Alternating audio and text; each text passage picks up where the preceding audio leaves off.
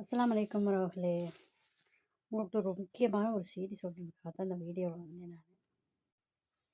இங்கிலாந்தை சேர்ந்த ஒரு இந்திய வம்சாவளி பெண். அவங்க பேரு பார்த்தீங்கன்னா, மஞ்சித் சங்கா. அவங்களுக்கு ஒரு விபரீதமான ஒரு விஷயம் நடந்திருக்கு. அத பத்தி தான் நான் உங்களுக்கு சொல்லப் போறேன். கவனமா கேளுங்க. இந்த மஞ்சித் சிங்கா அப்படிங்கிற அந்த பெண்ணுக்கு வயது பார்த்தீங்கன்னா, 52 வயது. அவங்க வீட்ல ஒரு செல்லப்பிராணி வளர்த்துருக்குறாங்க. டாக். ஒரு நாள் அந்த தினமுமே நம்ம விளையாடுவோம் இல்லையா? அதே மாரிக்கு அவங்களும் விளையாடி இருக்கிறாங்க.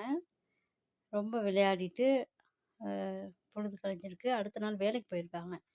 வேலைக்கு போயிட்டு பார்த்தீங்கன்னா, அவங்களுக்கு உடம்பு சரியில்லாம போயிருக்கு. வீட்டுக்கு வந்திருக்காங்க. அவங்க திடீர்னு மயக்கம் போட்டு விழுந்திருக்கிறாங்க.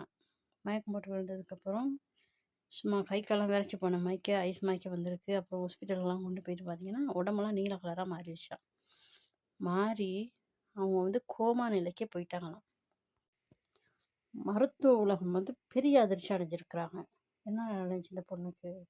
என்ன நோயின்னே கண்டுபிடிக்க முடியாத அளவுக்கு ரொம்ப சீரியஸான நிலைமையில இருக்காங்க. கண்டே பிடிக்க முடியல. அதுக்கப்புறம் கண்டுபிடிச்சிருக்கிறாங்க. அப்பதான் ஒரு அதிர்ச்சியான தகவல் கேள்விப்பட்டிருக்காங்க. அவங்க செப்சிஸ் அப்படிங்கிற ஒரு தொற்றுக்கு உள்ளாகி மிக மிக மிக ரொம்ப ஆபத்தான நிலைமையில இருந்திருக்கிறாங்க. இவங்க பார்த்தீங்கன்னா, மருத்துவமனையில இருக்கும்போது 1 தடவ, 2 தடவ கிடையாது. 6 தடவ அவங்களுக்கு இதய துடிப்பு நின்று போயிட்டு, ரொம்ப கஷ்டப்பட்டு தான் அவங்கள காப்பாத்தி கொண்டு வந்திருக்காங்க டாக்டர்ஸ்லாம். இதுக்கு என்ன காரணம்னு பார்த்தீங்கன்னா, அந்த சகோதரி உடம்புல ஒரு சின்ன காயம் இருந்திருக்கலாம்னு சந்தேகப்படுறாங்க டாக்டர்ஸ். அந்த காயத்த நாய் நாக்கால நக்குனதுக்கப்புறம், அந்த நாயோட உமிழ்நீர் அந்த காயத்துள்ளுக்கு போயிட்டு, அதுலேருந்து உடம்பெல்லாம் பரவி, அது மூலமா தான் பாதிக்கப்பட்டிருக்கிறாங்க. மக்களே ரொம்ப கவனம்.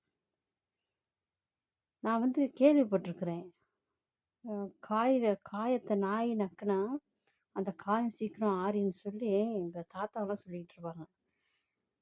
அதெல்லாம் எவ்வளோ பெரிய தவறான விஷயங்கள். ம். ரொம்ப கவனம் மக்களே. சில வீட்டுங்கள்லாம் நாய் வளர்க்கும்போது அதுக்கு தடுப்பூசியெல்லாம் போட்டு தான் வளர்ப்பாங்க.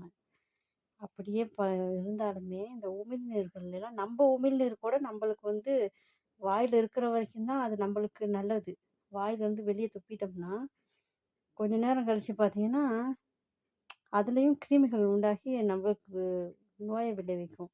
நான் சொல்றது உங்களுக்கு புரியுமா தெரியல.